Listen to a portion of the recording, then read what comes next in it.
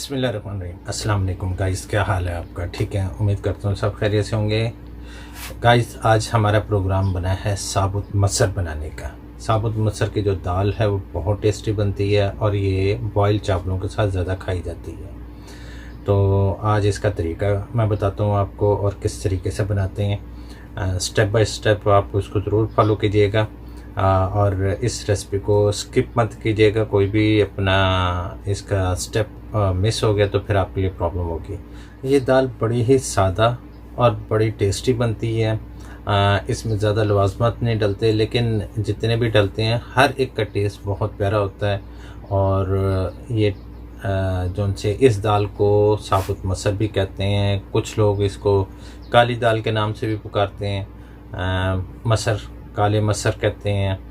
तो आज चलते हैं अपनी रेसिपी की तरफ और आपको दिखाते हैं इसमें क्या क्या चीज़ डलती है और मैं आपको सारा बताता हूँ। सो गाइस, दाल हमने ये ले ली है। अब ये देखें, मैंने इसको अच्छी तरीके से शैम्पू कर ली है। और ये है वो दाल जिसको हम काली दाल भी कहते हैं और साबुत मसर भी कहते हैं। इसमें क्या क्या चीज़ डालनी है मैं आपको स्टेप बाय स्टेप बताता जाऊँगा। अभी जो से हमने फ़र्स्ट टाइम इसके साथ जो चीज़ें डालनी है वो मैं दिखाता हूँ आपको। हमने नमक ले लिया है, अदरक ले लिया, हरी मिर्च ले लिया और टमाटर।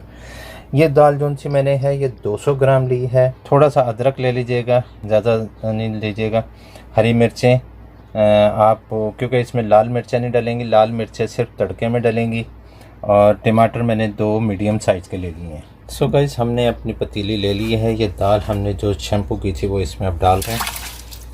दाल ये हमने इसमें डाल दिया है। इसमें थोड़ा सा और पानी डाल दिया है और बाकी चीज़ें जो थी वो मैं आपको, ये देखें, हमने नमक, अदरक, हरी मिर्च और टमाटर ये हमने फर्स्ट टाइम इसके साथ डाल देना है। ये इसके साथ डाल के और अब इसको चूल्हे पे चढ़ा देना है। अब हमने चूल्हे पे चढ़ा दी अपनी दाल।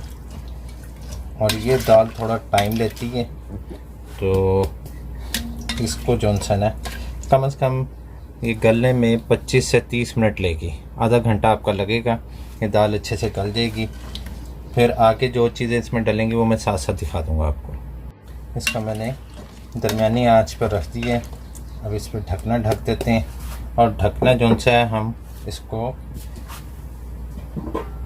पूरे तरीके से नहीं ढकेंगे, थोड़ा सा हम खुला रखेंगे इस तरह, ताकि ये जो सी है उबल के बाहर ना आए हमारी दाल। ये मैंने थोड़ा सा खुला ढकना रख दिया इस साइड से, हवा ताकि गर्म बाहर निकलती रहे और ये बॉईल होके बाहर ना आए। सो गाइस, देखते हैं हमारी दाल इस वक्त 25 मिनट हो चुके हैं और ये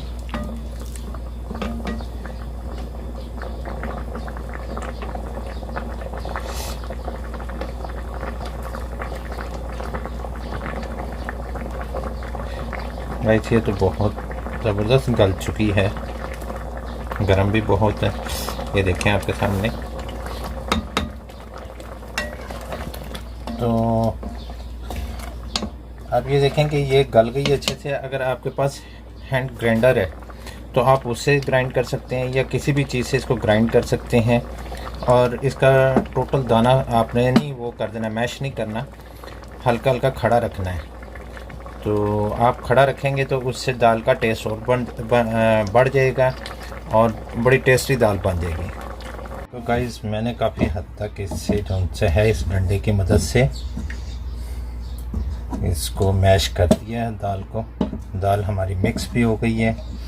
अब हम इसको आपको दिखाता हूँ, ये काफ़ी हद तक मिक्स हो गई है, ये देखें। और आपके पास हैंड ग्राइंडर है, ठीक है। अगर दूसरा ग्राइंडर है तो हल्का सा वो ग्राइंड कर लें। मेरे पास है लेकिन मैं ख़ुद यूज़ नहीं कर रहा हूँ। मेरे पास एग बीटर भी है, एग बीटर से भी आप कर सकते हैं। तो लेकिन मुझे ये अच्छा लगा, मैंने इससे आहिस्ता आहिस्ता इससे दाल को मैश करना शुरू कर दिया। दाल हमारी मैश हो चुकी है। तो अब हम चलते हैं इसमें बाकी चीज़ें डाल के, फिर हम थोड़ी देर पकाते हैं इसे। सो गाइस, जब तक हमारी दाल गलती है तो मैं बाकी चीज़ें जो इसमें डलती हैं वो मैं आपको बता देता हूँ। हमने अब इमली का पल्प ले लिया है, बना लिया, वो डालना है। गरम मसाला है, हल्दी है, ये अब हम फ़ौरन इसमें डाल देंगे। उसके बाद जब तड़का लगाएंगे तो उसमें लाल मिर्च ये साबुत है, यहाँ पर गोल वाली नहीं मिलती, यहाँ पे इस तरह की मिलती है छोटी लाल मिर्च, तो हम ये डाल देंगे इसमें। और ये है लहसुन। लहसुन जो था मैंने मोटे जबे से 4 ले लिए हैं। और ये ज़ीरा मैंने हाफ़ टी स्पून लिया। तो ये हम बाद में डालेंगे, ये तड़के के टाइम डालेंगे, ये अब गलने पर हम ये चीज़ें तीनों डाल देंगे। सो गाइस, इमली का पल्प इसमें हमने डाल दिया, इसको अच्छी तरह साफ़ कर लेंगे। अभी ये हमने गरम मसाला है, गरम मसाला हम डाल देते हैं इसमें। हल्दी हम थोड़ी सी इसमें डाल देते हैं। बाकी चीज़ें जो सी हैं वो हमारी तड़के में काम है। इसको मिक्स कर लेते हैं।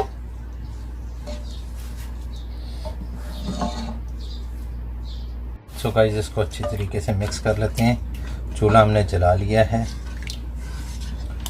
और इसको अच्छी तरीके से मिक्स करके, ये दाल जो सी है बॉयल चावलों के साथ बहुत अच्छी लगेगी। और ये अदरक जो सा है, आप अगर कोशिश करें खड़ा खड़ा रखेंगे ना तो ज़्यादा टेस्टी, जब आप चावलों के साथ खाएंगे ना तो बहुत टेस्ट आएगा इसका। मैंने खुद मैश नहीं इतना किया कि बस ये है कि दाल और पानी मिक्स हो जाए, ऐसा ना लगे कि दाल अलग है और पानी अलग है। अब ये देखें, ये सारी मिक्स हो चुकी है अच्छे से। सो गाइस, तड़के के लिए हमने जो भगार लगाना है, इसको भगार भी कहते हैं, तड़का भी कहते हैं। आप अपने हिसाब से ऑयल ले लीजिएगा। तकरीबन 1.5 चम्मच मैंने ऑयल का ले लिया है।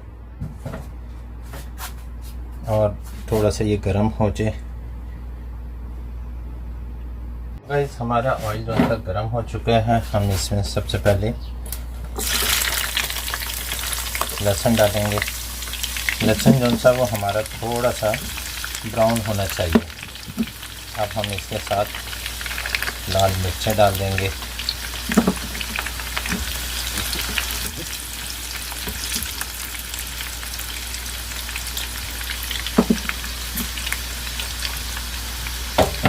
ज़ीरा हम लास्ट में डालेंगे क्योंकि ये चीज़ें जो सी हैं वो ब्राउनिश अच्छी लगती हैं।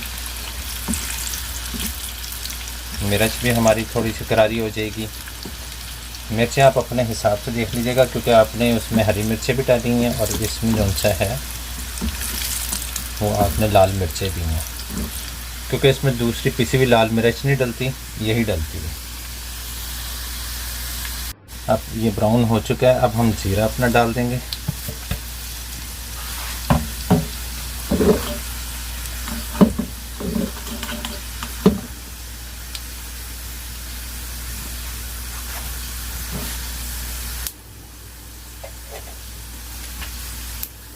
सो गाइस, ये हमारा तड़का तैयार हो गया है और अब हम इसको इसमें डालते हैं ताकि